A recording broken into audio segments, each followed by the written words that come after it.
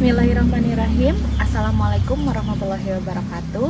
Perkenalkan, saya Ei Agustini, peserta bimbingan teknis Kepala Laboratorium Universitas Pendidikan Indonesia dari kelompok C dengan nomor peserta 44023. Pada kesempatan kali ini, saya akan melaksanakan praktikum pembuatan herbarium kering dari tumbuhan paku. Tumbuhan paku atau pakis yang akan saya gunakan pada praktikum kali ini yaitu dari jenis pakis Boston atau dengan nama ilmiah Nephrolepis exaltata.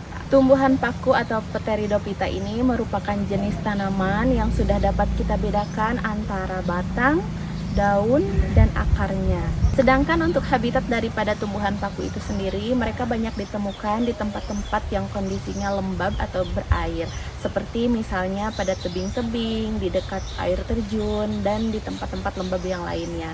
Untuk praktikum yang saya lakukan kali ini, saya menemukan tumbuhan paku pada tembok rumah yang kondisinya lembab atau sedikit berair. Pakis yang akan saya jadikan sebagai bahan herbarium kering, saya ambil mulai dari bagian batang, akar, serta daunnya, atau satu tumbuhan utuh seperti ini. Untuk mengetahui cara pembuatan herbarium kering dari tumbuhan paku, langsung saja kita simak video pembuatan herbarium kering kali ini. Adapun tujuan daripada praktikum yang pertama yaitu membuat herbarium sederhana sebagai media pembelajaran, kemudian mengidentifikasi ciri-ciri dari tumbuhan paku. Alat dan bahan yang saya gunakan dalam proses pembuatan herbarium kering ini, yang pertama tentu saja ada spesimennya. Paku yang saya gunakan adalah jenis paku Boston atau yang sering kita kenal dengan istilah ilmiah Nephrolepis exaltata. Kemudian ada jarum pentul,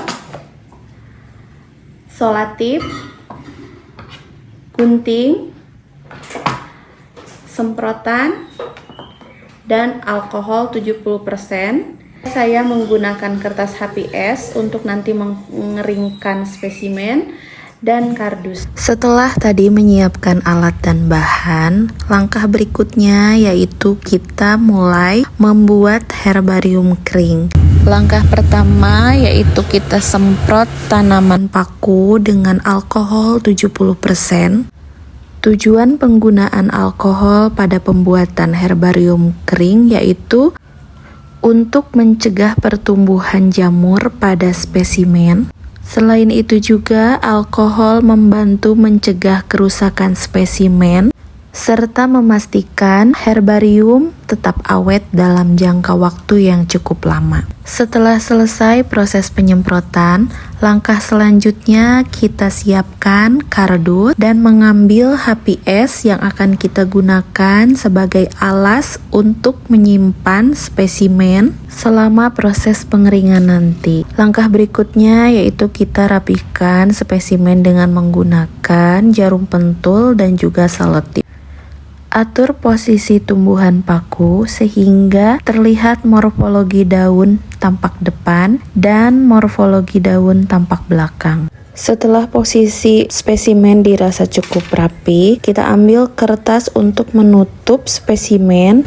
Tahap berikutnya yaitu proses pengeringan. Tahap pengeringan pada proses pembuatan herbarium secara teori membutuhkan waktu selama 1-2 minggu, tergantung seberapa banyak kandungan air pada spesimen. Pada tahap akhir, setelah spesimen dijemur dan dipres, selanjutnya kita menyiapkan label untuk keterangan spesimen yang kemudian akan kita susun pada kertas karton atau boleh menggunakan media lain seperti pada beberapa contoh herbarium ini. Karena spesimen belum cukup kering, masih agak sedikit basah, jadi di hari kedua ini kita coba untuk kembali menjemur dan mengepres. Sebentar, kita kembali tutup dengan menggunakan HPS. Ini tidak perlu diganti HPS-nya karena tidak lembab.